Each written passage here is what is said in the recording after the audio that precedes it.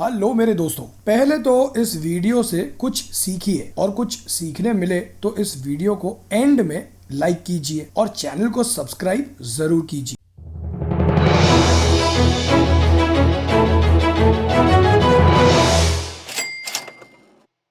So friends, RBI यानी reserve bank of India जो floating rate bonds issue करने जा रही है, उनका सब्सक्रिप्शन आज से यानी 1 जुलाई 2020 से शुरू होगा। ये आरबीआई और गवर्नमेंट की तरफ से इशू होने वाले बॉन्ड्स है। इट मींस कि इनमें आपका कैपिटल 100% प्रोटेक्टेड है। पहले यही बॉन्ड्स 7.75% के फिक्स्ड क्यूपॉन रेट यानी सिंपल टर्म्स में इंटरेस्ट रेट पर अवेलेबल होते थे, लेकिन फिक्स्ड इनकम इंस्ट्रूमेंट्स के इंटरेस्ट रेट के गिरते सिनेरियो को नजर में रखते हुए इन्हें मई महीने के एंड में डिसकंटिन्यू कर दिया गया था और इन्हीं बॉन्ड्स को अब नए अवतार में री इशू किया जा रहा है। और इस बार इनका इंटरेस्ट रेट पिछली बार की तरह फिक्स्ड नहीं है बल्कि फ्लोटिंग है और इसीलिए इन्हें फ्लोटिंग रेट बॉन्ड्स का नाम दिया गया है। So let's understand these bonds in detail. और क्या आपको इनमें निवेश करना चाहिए? क्या है इनका लॉक इन पीरियड? इन सब बातों को समझे उससे पहले मैं हूं भाविन, सर्टिफाइड फाइनेंशियल प्लानर, और आप देख रहे हैं YouTube channel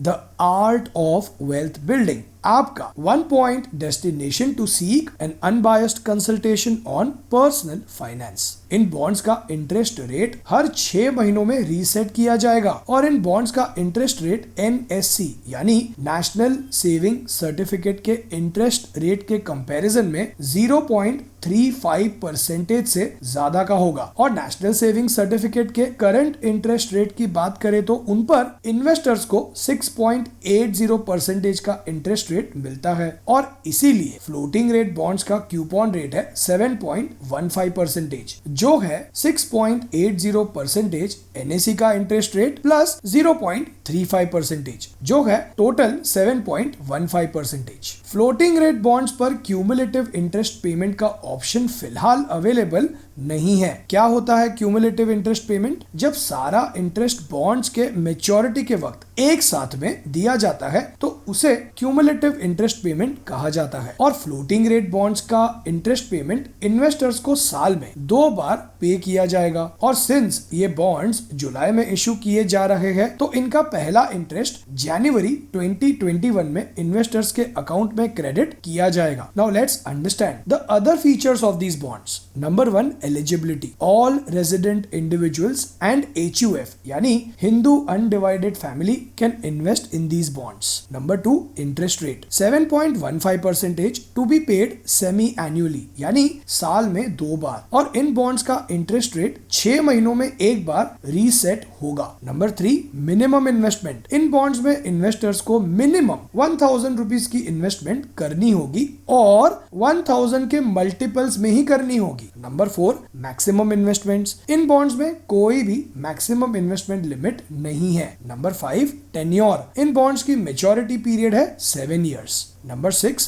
pre mature withdrawal. इन बॉन्ड्स में प्री मेच्योर विड्रॉल अलाउड तो है लेकिन सिर्फ सीनियर सिटीजन्स के लिए। किसी बुजुर्ग की एज 60 to 70 इयर्स है तो प्री मेच्योर विड्रॉल 6 इयर्स बाद अलाउड है, और एज 70 to 80 इयर्स के बीच है तो प्री मेच्योर विड्रॉल 5 इयर्स बाद अलाउड है, और 80 इयर्स के ऊपर के एज वालों के लिए प्री मेच्योर विड्रॉल 4 इयर्स बाद अलाउड है। Number 7, taxability. इन बॉन्ड्स पर मिलने वाले इंटरेस्ट को आपके इनकम के साथ ऐड करके इन्हें आपके इनकम टैक्स स्लैब के हिसाब से टैक्स किया जाएगा और इन पर TDS भी कटेगा। Number 8, are these bonds tradable on stock exchange? नहीं, ये बॉन्ड्स सेकेंडरी मार्केट पर ट्रेड नहीं होंगे और इन बॉन्ड्स को एज अ कोलैटरल यूज करके आप इनके अगेंस्ट लोन भी नहीं ले सकते और ये बॉन्ड्स ट्रांसफरेबल भी नहीं है। Number 9, how to invest in these bonds. Floating rate bonds सिर्फ इलेक्ट्रॉनिक मोड में ही इशू किए जाएंगे और